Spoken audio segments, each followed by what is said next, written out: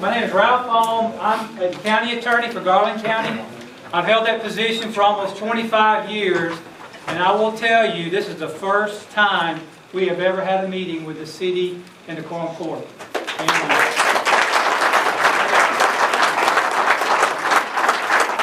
It is long overdue, and I hope by the experience that happens tonight that we're able to do this more frequently. But the issue that we're going to be discussing tonight is extremely important to the city people. It's extremely important to the county people. And so here's kind of what we wanted to lay some ground rules down. Bottom line is, we felt like because of all the misinformation and miscommunication and the innuendos and all the stuff going out there, it would be important for all of us to get together, get with Mr. Nolan and let him explain kind of the research and the survey and the analysis he's done. We want to give our Quorum Court and our City Board a chance to ask him questions.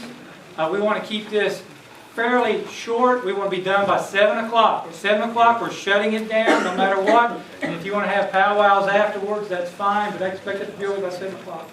Also, although the public is clearly invited and extremely well attended, I want to thank all of you for coming out tonight on a rainy night. Because I know,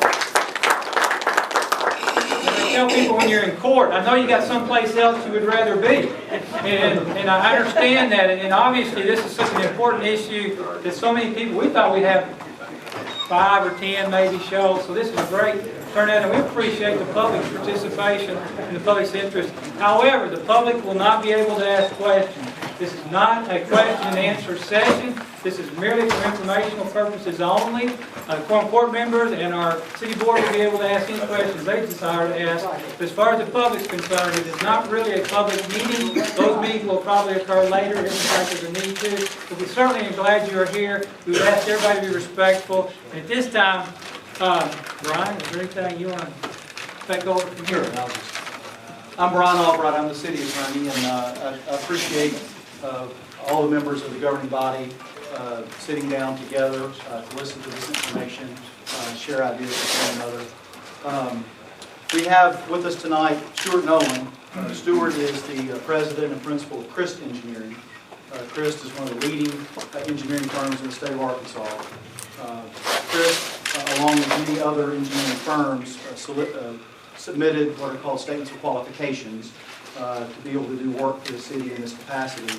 And going through a rating and ranking process, they were chosen as the highest rated and ranked firm. Stuart has 38 years of experience in engineering, received his bachelor's in 75 and his master's in 76, has worked all over the state and in Oklahoma, has worked for various municipalities, water and sewer districts, has had multiple plans approved by ADQ, Department of Health. He has a vast array of experience, and he is here tonight to share with you his findings based upon his study and his recommendations with regard to water supply.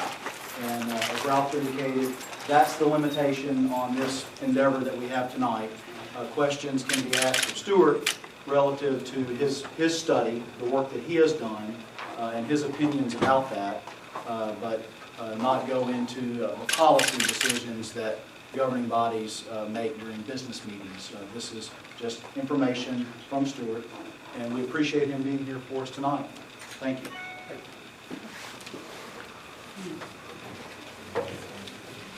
Thank you both. Again, my name is Stuart Nolan. I'm with Christ Engineers, and our principal office is in Little Rock.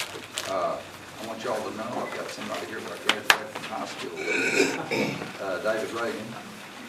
Just as a coincidence, should come as no surprise to anybody in Arkansas, right? That, maybe that dates us both a little bit, but that's okay too.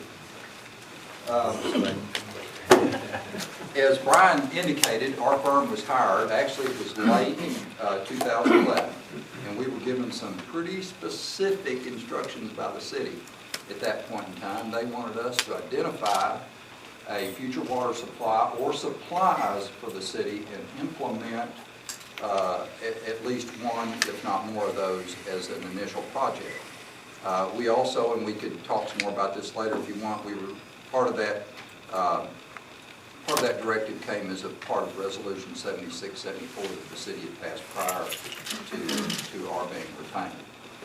one of the very first things, and again, each of you should have this agenda in front of you. One of the very first things I want to make this clear that we did, and this was pretty much at my insistence, and this was based on, and it's not that the city resisted at all, I don't mean that, but I insisted that we reach out to other water purveyors in the county to see if they wanted to participate in this project with the city. You don't want to ever make the assumption when you're looking at a regional type project that your neighbors don't want to be involved with you. And so as you'll see here, we contacted Hot Springs Village, North Garland County, and Kimsey. And at that point in time, and of course this can change over time, but all three of those entities declined the opportunity to participate with the city in trying to secure an additional water supply. And I think that's real important, and I know I've heard a little bit to the effect that perhaps the city hasn't reached out, but in fact we have. Now, it has been years ago, and I would assume that if one of these entities were interested today and contacted city staff, certainly those conversations could be taken up. Okay, so that's a message that I wanted to be sure and give here this evening. The second thing, getting right into the long-term water supply sources. We looked at several sources, and the city staff was engaged with us all along the way. One source, obviously, Lake Ouachita. Another, the city has a plant, and I want to say some more about this later, on Upper Lake Hamilton. Coincidentally, it's called the Ouachita plant, so there's a little bit of confusion about that. It's the Ouachita plant, but it's on Upper Lake Hamilton. Obviously, the Ouachita River, it feeds all of these lakes and everything. But anyway, the Ouachita plant, we looked at potential expansions there. We also looked at lower Lake Catherine, right above Brindle Dam. And then we looked just downstream of that, near where Kimsey has an existing water treatment plant on the Ouachita River below the dam. And then we also looked at Lake DeGray. And again, this is something that we would have done, but the city insisted that we do it. We engaged the Arkansas Department of Health. And to make a long story short, we ended up with three main future sources as possibilities. And that is Lake Ouachita, the Ouachita Water Treatment Plant on Upper Lake Hamilton, and Lake DeGray. And then we begin to discern differences in those. And when I say that's what we ended up looking at, we actually took the Arkansas Department of Health, and even though they approved several intake sites on Lake DeGray, we chose one near Arley Moore, and many of y'all who use that recreation will know where that is. It's near Kimsey's existing intake. And then on Lake Ouachita, and this came as a result of several discussions because we wanted to get that location as close as we could to the city, obviously for cost reasons. We weren't entirely successful. We tried to get in this first bay near where the Spillway recreation area is, but we ended up being just a little north and around the corner from that, for again driven by Arkansas Department of Health guidelines. So we actually did identify an area here and took field trips with the Department of Health and the city staff. So we actually have correspondence from the Arkansas Department of Health that approves this as an intake site, and this, among others, on Lake DeGray as an intake site. And then of course we've got the existing Ouachita plant here on Upper Lake Hamilton. So we immediately then began to discern the differences in those opportunities. And there's several things that I think bear mentioning here, and I've tried to make notes of all of those. First of all, with respect to Lake DeGray, the city of Hot Springs has entered into an agreement with Central Arkansas Water, who had, at that point in time, the rights to 120 million gallons to, in essence, take 20 of that 120 and use it for the city's purposes. Now, if you look at the little scorecard that I have there, it describes what is available from Lake DeGray. And Lake DeGray is different than Lake Ouachita, in that Lake DeGray was congressionally authorized for public water supply purposes. Huge difference, and a very important difference. And I've discussed this on numerous occasions with the city board. it was authorized in its enabling legislation for 152 million gallons a day. And right now, that little scorecard I've given you there tells you who's got what. Okay, let's just go down that, just to be clear. The first one is the Clark County Industrial Development Commission. They have actually purchased, or in the process of purchasing, I think it's complete, 8.5 million gallons a day. The Ouachita River Water District has 6. MZ Water District, who is one of the purveyors here in the county, has 2.5. That's 152. That is all of the congressionally authorized water supply at Lake DeGray. It is all spoken for. And thank God the city has a part of that. Let me just say that. I'm gonna say some more about that later. That it was and is a primary goal, and let me stop right here and say I commend the city staff for being able to work that out. We kind of had a bet in our office. It wasn't between Craig and I, it was between Matt Dunn. Matt's on vacation. Matt's the other guy that's worked with me a lot on this, and y'all have seen him some. We thought at best it was a 50-50 proposition that could be pulled off. So kudos to city staff for doing that. We really didn't have a whole lot. We identified the opportunity, they did the background work and made it happen. And I think that's something that really everybody here needs to understand. That was not a slam dunk. Trust me. The political winds could have been very different. Have been very different. Probably will be very different in the future. But right now, they were just right and everything got done. Okay? And I can talk some more about that if somebody wants me to drill down on DeGray and what each party got and everything, but it was worked out, and the city has 20 million gallons a day. Now, that's an average day number. That's important. We can actually build 30 million gallons of water treatment capacity with an average day of 20. That means you've got a peaking factor of about 1.5, which historically is what the city and its metered customers show that they have. So those numbers can be a little misleading unless you understand the second and third lines of that. Okay, so you're getting 20, but we can actually build 30 million gallons a day of capacity. Same thing would be true of Ouachita, and I'm going to talk about that in a minute. Okay. All right. So they congressionally authorized for 152. The city currently has 20. It was secured through from the Corps of Engineers through an agreement with Central Arkansas Water. And again, the remainder of the 152 is fully subscribed.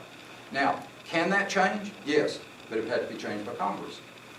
And trust me, that would be a fight that would be bigger than anybody in this room could undertake. I mean, there are many other people that want rights to that water, principally power. Okay, so without getting into the details of that, that's not something that you can just say, well, we want to do that, it's going to happen. That's a big deal. Okay, so of the originally authorized 152 MGD, that's how it stands right now. All right, let's talk about Lake Ouachita for a minute. Right now, the city has, I will say, dibs on 15.75 million gallons a day. And again, that's an average. So we could build capacity with that number times 1.5, okay, which is 24, 25, something like that, okay? And do it comfortably, okay? That is discretionary storage. It's not congressionally authorized. The way this came about was that there was so much pressure on federal reservoirs to allow municipalities and others to get water out of them, that there was an edict, and I don't know who or when they did it, but they said that the district commander of the Corps of Engineers has the right to allocate up to 50,000 acre-feet of discretionary storage, and that will yield different amounts of firm water supply in different reservoirs. They did that just as a edict. It didn't have to go to Congress. I don't know how they worked all that out, but that's what Lake Ouachita is. So it's not federally authorized for water supply. It's coming through this discretionary amount. Okay, so there is a slight difference there. Okay, so it wasn't congressionally authorized. It's current and all of that is currently being studied by the Corps. The city is an active, and particularly with our encouragement, an active. We didn't have to encourage them much. Here again, kudos goes to the staff. They recognize the importance of this. But the city is the active sponsor on behalf of the Mid-Arkansas Water Alliance for that study. It's ongoing. We expect the results of the study to come out next year before this time, probably first quarter. It's our guess, though. It's the Corps of Engineers doing it. Okay? So that's just our best guess. First quarter next year, the results of the study will come out. Then it would take probably a year or so more than that to actually get the allocations paper. Again, just an estimate. Could take 6 months. But I've been through this with the city of Bryant. You see that 15 MGD? Our firm would work with Bryant to get that done. It took us about 2 years. And that was already congressionally authorized. Okay? So none of these things can be done overnight. And that's real important for everybody here to understand. Now, Ouachita is important, and I want to talk some more about that here in a minute. Very important for the future of the city. And I want to visit some more about that in a minute. So that study is currently ongoing by the court. We expect it to be finished first quarter of next year, after which, and I think that unless the city board directs the staff otherwise, I've advised them to tie up everything you can get. Because we're going to need it. At some point in time, you're going to need it. Okay? Those allocations from MAWA are fully subscribed. There's no more to be passed around again unless Congress changes the rules, which aren't easy to do. Same comment is for Gray.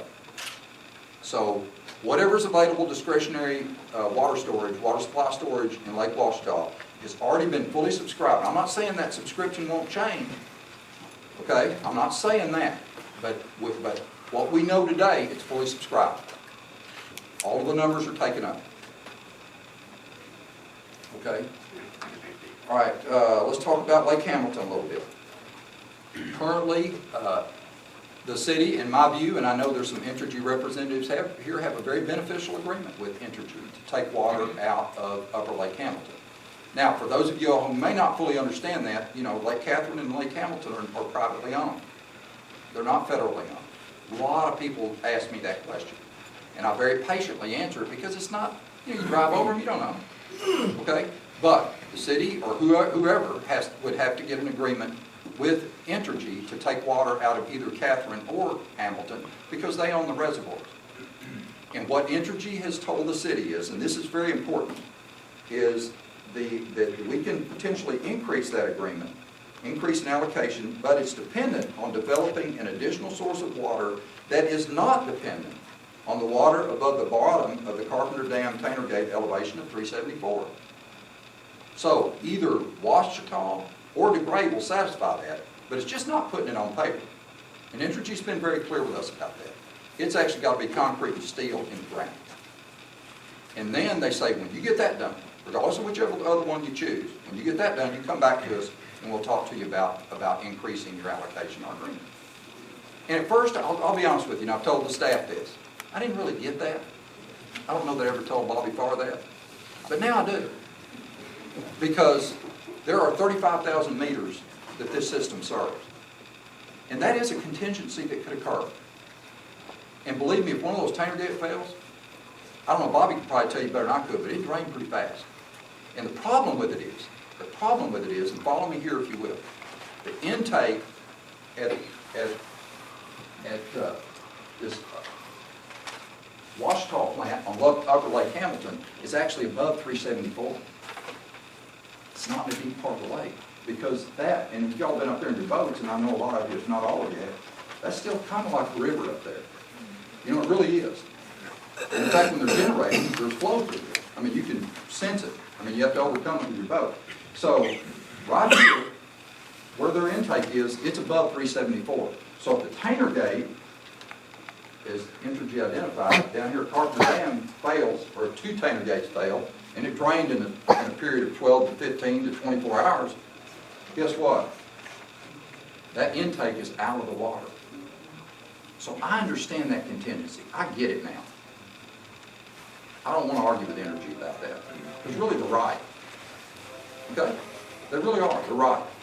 So we need to do something else. Again, regardless of whether it's Ouachita or DeGray or any other one that we may have come up with. So I understand that contingency.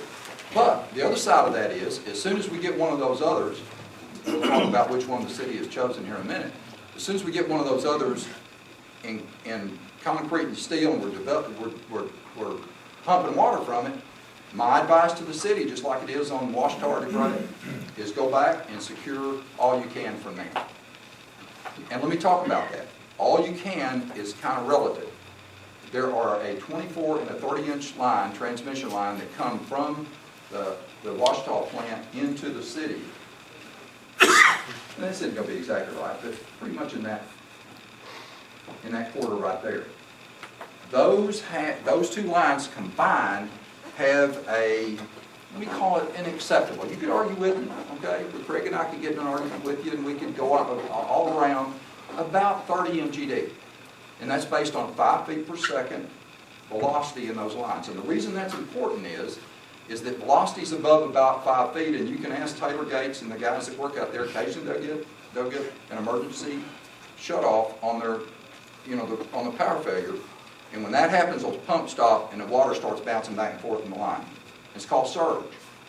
And those surge pressures can be huge. And the higher the velocity in the line, the higher the surge pressure. So that's why I generally accept it if you want a reliable system. And this goes back to Resolution 7674, where the city encourages us to look at reliability and redundancy and that sort of thing. We're suggesting that if those truly are important things to the city, and I agree that they should be, we probably ought to limit the transmission line capacity in those lines to about 5 feet per second. Plus, at this point in time, and I want to say some more about this in a minute, those lines are about 50 years old. And whether you believe it or not, everything you put in the ground deteriorates. Okay? It does. You can protect it. You can do things to protect it. But it's just like any other asset. It's just like your home. It's just like your car. You drive it, it depreciates. Okay? So, we think it's prudent. We think it's prudent to limit, without additional transmission line capacity into town, which also has other ramifications here, to limit that to about 30 million gallons a day on a peak day. Okay? And we think that's reasonable for the reasons that I just mentioned. Okay. Now, let me say, these are opportunity-driven options. I've already been very specific about Lake DeGray. I think the stars were lined up right. I think the city, got a base hit when the count was 3-2. Okay? Could have struck out.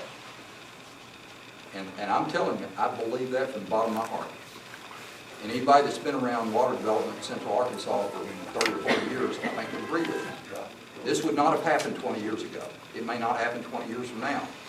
I think the city was fortuitous. Certainly, they offered items to CAW in return for that consideration. It worked out. Both parties agreed.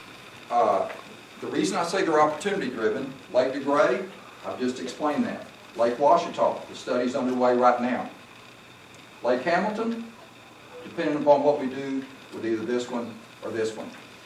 Now, you can draw a line under item number 2.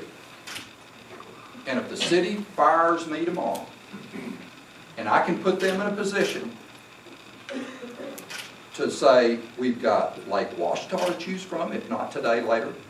We've got Lake DeGray to choose from, if not today, later.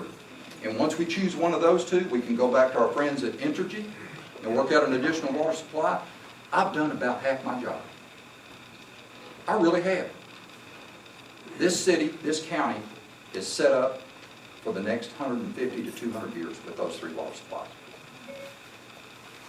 And I'm going to be real proud of that. I really am. And I'm not mincing any words. And I think a little bit of that's been lost in some of the discussion. But if I don't accomplish anything else but putting the city in a position to choose from those 3 and having them in their pocket, when I walk away from here, I've accomplished a lot. And I think the governing boards will have accomplished a lot. And I think the staffs will have accomplished a lot. Because you just go out and try to build a new reservoir right now. I'm not sure I want that assignment. I'm afraid we spend a lot of money not accomplishing anything. And I'm dead serious about that. Go ask Saline County. I'm dead serious about that. We are on the verge of putting City of Hot Springs and Garland County in a position, and the people that it serves, in a position to benefit from 3 superior water supply sources. Okay? Now, so that brings us to decision making. The city made a decision last fall to pursue Lake DeGray. They had good reason to do it. We had a matrix. If somebody wants to ask me about that matrix, I think it's on the city's website. I think it's common knowledge, but I'd be glad to go through it. I'm not going to go through that right now. If somebody asks a question, I will. There are some discerning differences. Okay? But let me just say that after reviewing all of that, the city chose Lake DeGray as its first option. All right, not the least of which was for the following reason, okay? The current project first cost estimates, and now I'm on to item number 3 on page 1. For the intake, the raw water line, and a 15 million gallon a day water treatment plant, again, the basis for selecting 15 million gallons a day is in the report. We talked about 10, we talked about 20, we settled on 15. This was all done with the city board months ago. First of all, the Lake DeGray cost for those 3 elements is about $60.5 million. Okay? Raw water line, intake, and 15 million gallon a day water treatment plant. The cost for Lake Ouachita is about 68.7 million gallons. Okay? Now, the distribution system improvements have not been defined yet because we are still conducting the modeling. Our engineers are working with city staff right now to finish the modeling to define the distribution system improvements. But let me tell you what the basis for those estimates are. And this is where it gets into the engineering a little bit. We have chosen a water plant location right here for the Lake DeGray option. And we've got a preferred route that we will be working on soon. It pretty much comes up here like this, crosses these highways and comes back in here. The reason we chose this route, you say, well, it's a little ways away from the city. I understand that. There's a reason for that. This site right here is 200 feet higher than it is right down there. That's worth about $300,000 a year. It's not chump change. Okay? It's an important element. Okay? So, we can afford to put it a little further away from the city because we're going to save $200,000 or $300,000 a year forever on pumping costs. The reason is we're going over a ridge right here. And we're going to try to place the water level elevation that the water is pumped to at approximately the elevation of that ridge. So we don't lose a foot as we go back downhill. Because everything we lose, we got to pump back up into the city's higher elevation. So it's a given. It's just physics. Okay? All right, so that's why we chose that. Now, why would I say that the distribution system components need to be the same? I want to say some more about trihalomethanes later. But right here, if Lake Ouachita were to have been chosen first by the city, it wasn't, but if it was, we would have suggested a water plant location somewhere in the vicinity of Highway 7. You ask me why? Well, 2 reasons. Reduce treated water age in the water system, and that's part of our trihalomethane strategy, and I'm going to talk about that later. And secondly, is to be able to connect to the south side and bring it around to the north and connect to the larger mains along the bypass. And that's a distribution system component of this that I don't think is fully understood. Okay? And I've been over this with the board. It's something that, you know, unless you're in engineering and everything, it's a little difficult to understand. Now what that does then, whether the plant was to be right here along Highway 7 or over here, now just look at this from a macro standpoint. It makes a lot of sense. If you were to have a fire, and I'll just use a fire as an example because there are extreme water demands during a fire. Okay? If you were to have a fire in downtown Hot Springs, and you had both plants located up here, how's all the water going to get to town? Through the same pipes. Guess what? They've got limitations. So it doesn't make any difference how much capacity you got on the other end. If you don't have the capacity to bring it into town through the existing pipes, all the capacity in the world on the other end doesn't make any difference. Now, let's look at it this way. If you have a plant here and a plant down here, or even a plant over here, you got a fire here, guess what? Water's coming from 2 different directions. Hydraulically, it's a superior and preferred method of doing this. And there's other reliability issues associated with this, but I'm just using the fire as an extreme example. Okay?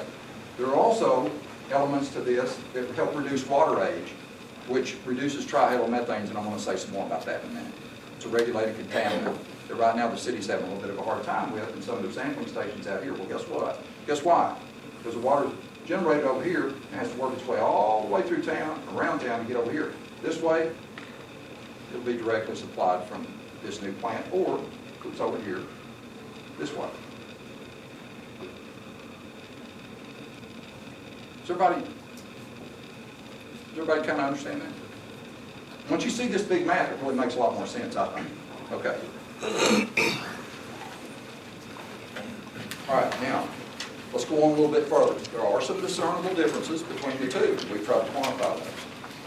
Okay, item D, the water treatment plant located on the south side minimizes water rate, one component of methane reduction strategy, and enhances utilization of the existing water distribution system by pumping water south to north. Now, the option to that is, obviously, and you're right, somebody in the audience may say, well, Stuart, what, can we just build bigger lines? Sure we could. But then that's a cost that's not needed for this option right here or one in this area here. So I think there's a lot of reasons to put a water plant on the south side of town, have one on the north, and be pumping from both directions. Okay, now, there is a difference between the two in raw water pumping costs. We have been fairly careful in our analysis of this. We actually worked with the U.S. Forest Service and the Corps of Engineers. At first we were looking, and I mean, this thing's high. Y'all have been out there at Spillway, know this. That's a high backbone right there that leads right down to the lake. Well, in working with U.S. Forest Service, which they own the first few feet above after the first few feet above the lake, they own the property above this. Actually, this is U.S. Forest Service property right in there. Yeah, I didn't realize that when we got started, but we found it out fairly soon. We actually worked out a deal where we could come around the end to minimize head requirements and then come south with our line. Even doing that and then trying to minimize our head here by going through a little saddle in the Jack Mountains down there, the difference, our current estimate for the difference for the raw water pumping energy costs, and I'm assuming 10 million gallons a day, and that would be, this new plant would be 10 million gallons a day, and this one up here would provide about 10 on an average basis, and we could argue about that, but relatively it's the same. That the degrade pumping, raw water pumping costs on an annual basis are about $516,000, and on Lake Ouachita they're about $300,000. Okay? And on a cost per thousand basis, one of them is 14 cents and the other one's about 8 cents, I think I have that number in here too. Okay, so how do you account for that? Well, you can do a present worth analysis. That's what we do. Okay? So our assumptions there is the initial energy costs are about 10 cents a kilowatt hour. I looked up the U.S. Department of Energy Energy Information page, and they suggest using an escalation cost of about 3% per year, which is what they use in their analysis of energy-related projects. I called the city's financial advisor, and he told me to assume a financing rate of 4.5% over 25 years. So those really aren't all my numbers. Okay. So the present worth of Lake DeGray is you add the first cost, and then you bring the pumping energy cost back to present worth, and that results in a cost of about $66.8 million. And the present worth of Lake Ouachita is about $72.4 million. The difference of about $5.6 million. Now, you can say to me or the city board or whoever you want to, well, that's not much when you're talking about a $70 million project. Now again, these costs don't include distribution, but we're assuming that those are the same for either offset. About 10%, right? Again, pick your side of the argument. You know, we could argue it either way. City board saw these types of numbers and they decided to go with Lake DeGray. Opportunity driven, a little more initial water, 20 versus 15.75. The other comparisons are in the matrix. It's all in the public domain. One of the major differences, and this is something to remember, and again, city staff thought this was very important, and I didn't disagree at all. Lake DeGray's on the Caddo River. Upper Lake Hamilton, the Ouachita plant, and the Lake Ouachita plant were to be built up there to draw a source from there, are both on the Ouachita River system. Not 2 years ago, we had a fairly massive product line failure in Mayflower. It just happened to happen in Mayflower. It could have happened in the watershed of either Ouachita or Caddo River, but it's not likely to happen in both. The point there being is that from a reliability standpoint and a source redundancy or diversity standpoint, it's a good idea to go somewhere else if it's available, particularly if it shows to be initially a little better deal economically. So those were some of the factors that the city board considered in taking a look at this. And again, there are others in the matrix, and I can get into that as the questions may arise. But that's not to be lost on anybody. Again, Caddo River and the Ouachita River. And eventually, like I said, you draw a line under item number 2. And if you tell Craig and I to leave tomorrow and don't come back, high-quality source out of Upper Lake Hamilton, high-quality source out of Lake Washita, and a high-quality source out of Lake Gray. You're going to be the envy of Mid-America from a water supply standpoint. Trust me. Look around. You don't have to look very far to find out that you will be the envy of a lot of people in this area if you go forward with this plan. Okay? All right. Water system modeling. We're in the process of doing that right now. Our guys are working with the city staff. We're trying to make sure that it's accurate. Matt Dunn is leading that effort, along with, by the way, a new engineer, been with us a year, and he's from Hot Springs, John Keckler. Some of y'all may know his family. But John and Matt are working on that right now, and we hope to have that information in the city. Now, what's it going to tell us?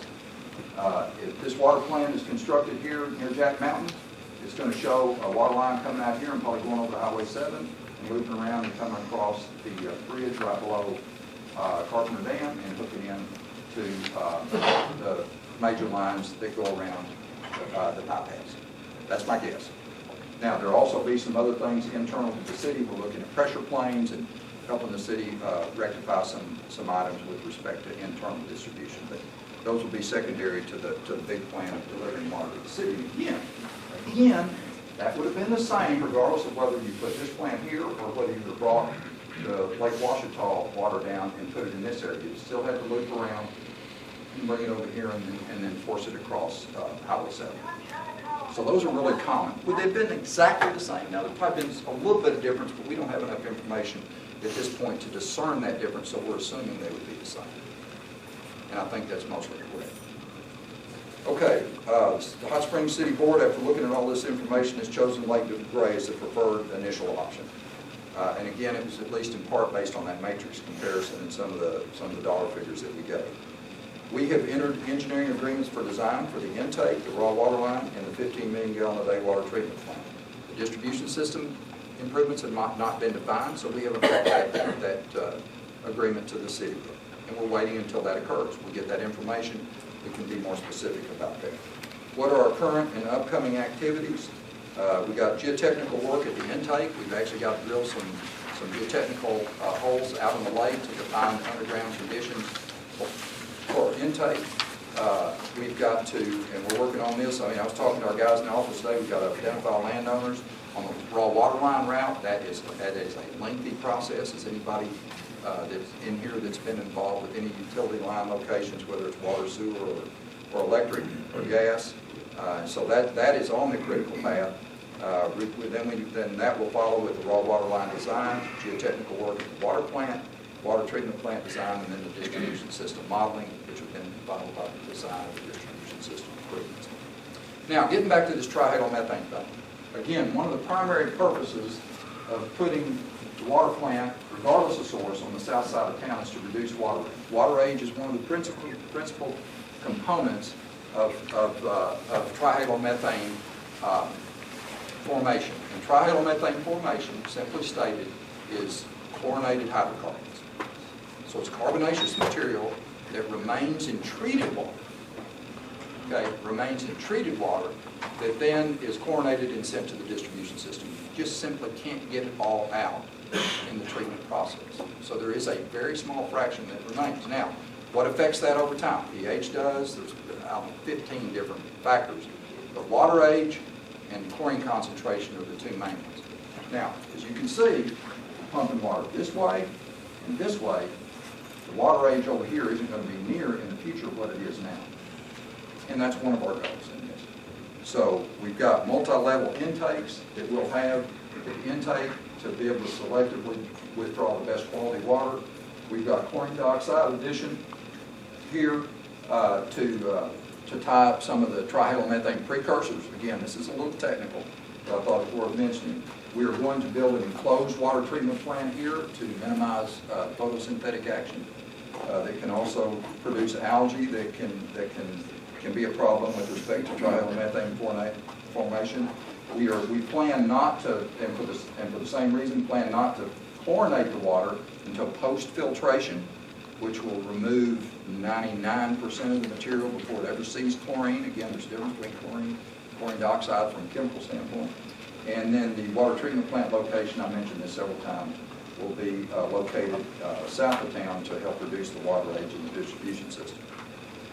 Before I talk about the next item, I just wanted to mention this, and I think I mentioned this too. I've met a couple of times with Judge Davis, and he's asked me some pretty good questions about the two options and water treatment plant location.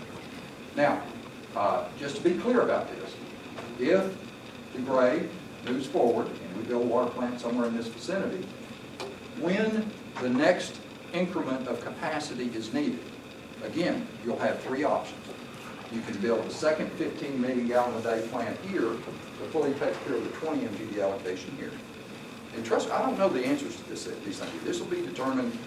Craig might be involved, but I'm not going to be. Matt might be involved, but I'm not going to be. You've got an option here to build a second 15 million gallon a day plant here. You can take advantage of the allocation that you get from Washita. Now, if this plant goes in first, and I want to be real clear about this, the need to put this here diminishes. And it's likely to go in this area over here, somewhere in the 72-70 area, because you're already pumping it in from this side. But that's for future people to determine. Third option, back up at Washita, taking it to 30 MGD. I don't know enough about how the city's going to grow, where your needs are going to be, to say this is what's going to happen. What I want to do is what I told you 20 minutes ago. I want to put those options in your basket so the city can choose, and they'll be papered and they'll be irrefutable. Huge part of our project. Probably the most important part for the long term. Okay? So that's our goal. So where will this one go? It goes, if the city were to have chosen Washita, we'd be looking for a plant site down in here. As they've chosen first, we're looking at this, and if this goes next, it's probably going to be in this area right here. I guess. But again, it's for future modelers and future planners to decide. Okay? All right, now, the vision for the future. I've shared mine with you. I think I've been real clear about what I think is important for the city. What I'm asking this group to do is to join with the board and endorse their decision to go to Lake Gray for the reasons that we mentioned. We're not eliminating any options by doing this. In fact, we are encouraging the city to include all options in the long-range plan. And I think if we could ask everybody to consider doing that, that it would be a very important step to unifying this effort. So that's my vision for the future, and I'm going to encourage you to join us in taking a look and consider doing that.